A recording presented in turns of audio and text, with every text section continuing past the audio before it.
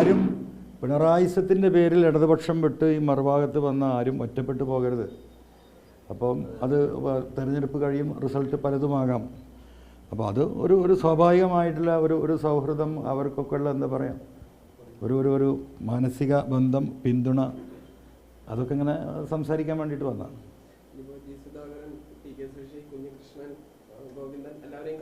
എല്ലാവരെയും കാണുന്നുണ്ട്. കാണൽ നിർബന്ധമാണല്ലോ. കാരണം എല്ലാം അതൊക്കെ അവസാന ഘട്ടത്തിലാണ്, ഇലക്ഷൻ സമയത്തായതുകൊണ്ട് നമുക്ക് ബേപ്പൂരിൽ നിന്ന് മൂവ് ചെയ്യാനുള്ള പ്രയാസം ഉണ്ടായതുകൊണ്ട് വ്യക്തിപരമായി കണ്ടില്ലെങ്കിൽ എല്ലാവരുമായിട്ട് നമ്മൾ കമ്മ്യൂണിക്കേഷൻ ഉണ്ടായിട്ടുണ്ട്. അപ്പോൾ സ്വാഭാവികമായിട്ടും ബഹുമാനപ്പെട്ട പ്രതിപക്ഷ നേതാവ് ആവർത്തിച്ച് പറഞ്ഞൊരു കാര്യമുണ്ട്, ഞങ്ങളാണ് യഥാർത്ഥ left, we are the Nehruvian left. ഇടതുപക്ഷം എന്ന് പറയുന്നത് പരിപൂർണമായും മുതലാളിത്ത പക്ഷത്തേക്ക് ചായുകയും തൊഴിലാളികളെ മറക്കുകയും ഒരു കുടുംബാധിപത്യ രാഷ്ട്രീയത്തിൻ്റെ ഒരു നേതാവ് മാത്രമായി പിണറായി ചുരുങ്ങുകയും ചെയ്തൊരു കാലഘട്ടമാണ്. അപ്പോൾ സ്വാഭാവികമായിട്ടും അതിൽ പ്രതിഷേധിച്ച് ജനനന്മ ഉദ്ദേശിച്ചിട്ട് വന്നവരാണ് ഞങ്ങൾ. ആരും ഈ പുറത്ത് വന്ന ആരും ലാഭകച്ചവടക്കാർ, ഞങ്ങളൊക്കെ വമ്പൻ നഷ്ടം സഹിച്ചു വന്നവരാണ്.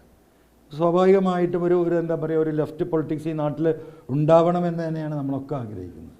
അപ്പോൾ ആരും അതിൻ്റെ പേരിൽ യഥാർത്ഥ ലെഫ്റ്റിന് വേണ്ടി, ജനങ്ങൾക്ക് വേണ്ടി സംസാരിച്ച് പുറത്തിറങ്ങിയതിൻ്റെ പേരിൽ നാളെ പിണറായിയുടെയും സംഘത്തിൻ്റെയും പീഡനത്തിന് വിധേയമാകാൻ പാടില്ലായിരുന്നു. അതിനുള്ളൊരു ഐക്യം വേണം, അത്രേ നമ്മൾ ഉദ്ദേശിക്കുന്നുള്ളൂ.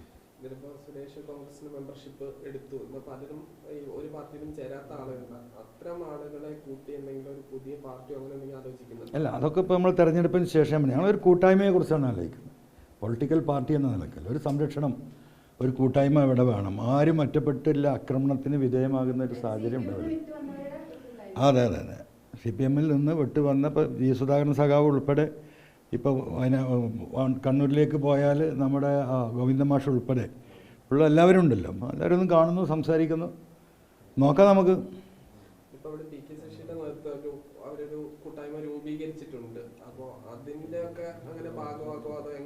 അല്ല, അതൊന്നും ഇപ്പോൾ ആലോചിച്ചില്ല. ഞാൻ പറഞ്ഞില്ലേ, ആദ്യം ഇതിന് വേണ്ടത് ഒരു കൂട്ടായ്മയാണ്.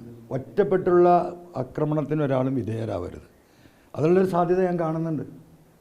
കാരണം നമുക്കൊരുപാട് അനുഭവങ്ങൾ ഈ നാട്ടിലുണ്ടല്ലോ.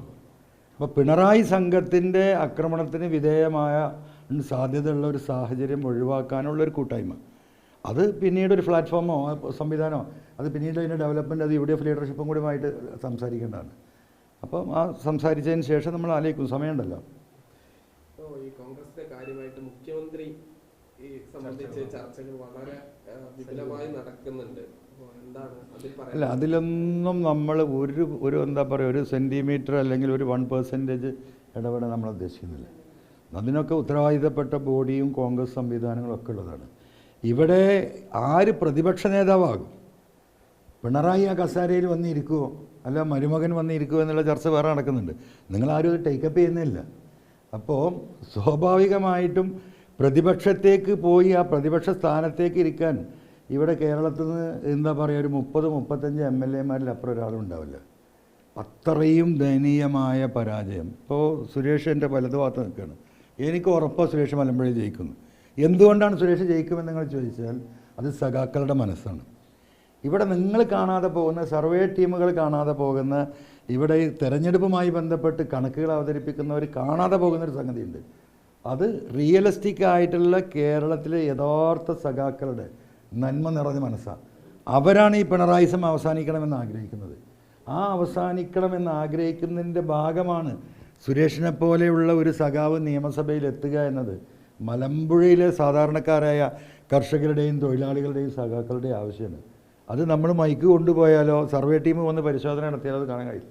അത് 4-ാം തീയതി പെട്ടി പൊട്ടിക്കുമ്പോഴേ നമുക്ക് കാണാൻ കഴിയൂ. ഞാൻ ഉറച്ച് വിശ്വസിക്കുന്നു ഈ തെരഞ്ഞെടുപ്പ് റിസൾട്ട് സുരേഷ് തിരുവനന്തപുരത്ത് സെക്രട്ടറി വന്ന് സത്യപ്രതിജ്ഞയിൽ പങ്കെടുക്കുമെന്ന് വിശ്വസിക്കുന്നതിനാണ്.